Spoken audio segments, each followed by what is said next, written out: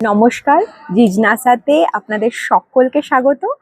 আর এখন জিজনাসা মিজোরামে 31 ঘন্টা কলকাতা থেকে সাইরাং জার্নি করে তারপরে আইএলপি নিয়ে সাইরাং থেকে আইজল আরও 2 ঘন্টা জার্নি করে টোটাল 33 ঘন্টা জার্নি করে আমরা কালকে রাত্রে পৌঁছে গেছি মিজোরাম শেখার জন্য।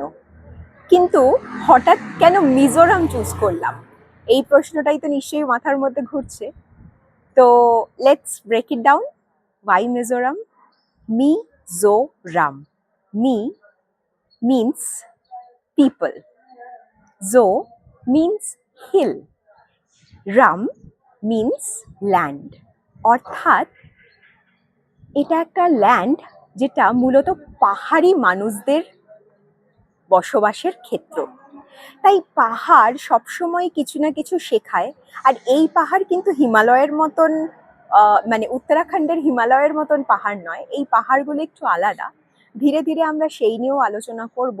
এখানকার সাইকোলজি, এখানকার স্পিরিচুয়ালিটি এবং সর্বোপরি এখানকার কালচার সম্পর্কে আমরা আলোচনা করব।